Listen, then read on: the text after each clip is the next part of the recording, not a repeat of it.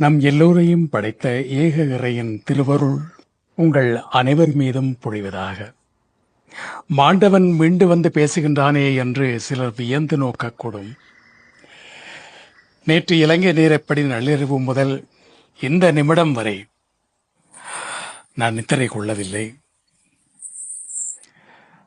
அந்த விஷமச் செய்தியை கேட்டு ஆயிரம் பல்லாயிரம் அன்புள்ளங்கள் தொலைபேசியில் என்னை அழைத்து என் குரலை கேட்ட பின்புதான் நான் உயிரோடு இருப்பதை நிச்சயப்படுத்திக் கொண்டார்கள்.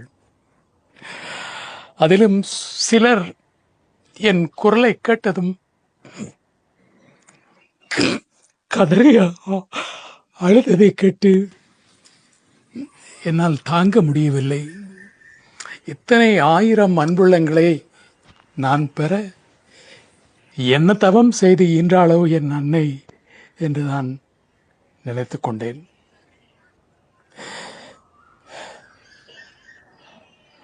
நேற்று இலங்கை பத்திரிகைகளில் ஒரு கட்டுரையை நான் எழுதியிருந்தேன். அந்த கட்டுரையின் ஆரம்பம் இப்படித்தான் இருந்தது: மரணம் மனிதனுக்கு தரும் வரம். அவனை பற்றிய எதிர்மறையான சிந்தனைகளை எல்லாம் மறக்கச் செய்து அவனுடைய நல்ல பக்கத்தை மட்டும், அந்த நல்ல நினைவுகளை மட்டும் இறைமேட்டி பேசி மகிழ்வது. அப்படி ஒரு அனுபவம்தான் எனக்கு கிடைத்திருக்கிறது. காரணம்,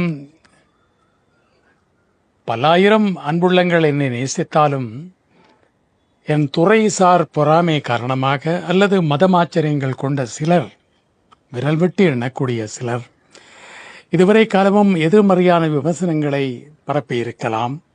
ஆனால் இந்த செய்தியை கேள்விப்பட்ட நேரம் முதல் என்னை பற்றிய நல்ல நினைவுகளை மட்டுமே அவர்கள் இறைமேட்டி இருப்பார்கள்.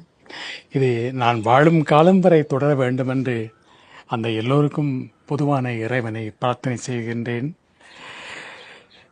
இது எனக்கு மூன்றாவது அனுபவம். ஆம், செத்து பிழைப்பது.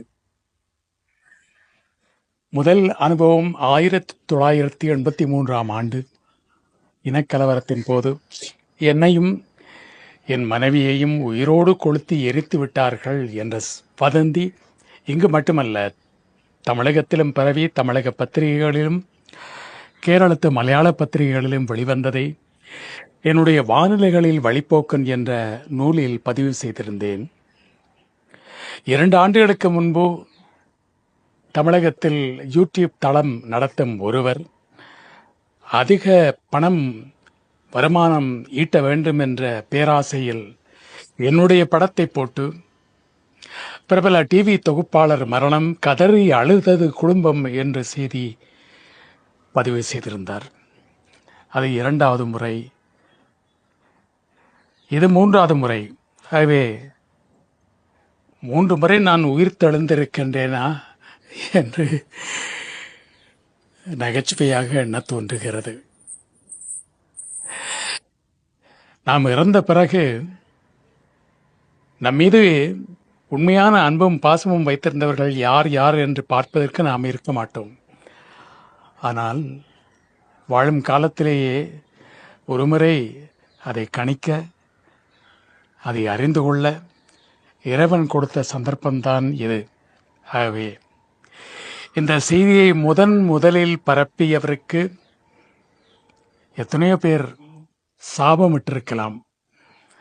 அந்த சாபங்களில் இருந்து அந்த மனிதரை காப்பாற்றும்படி அதே இறைவனிடம் நான் வேண்டுகின்றேன். ஏதோ ஒரு நன்மையை செய்திருக்கின்றார் அவர்.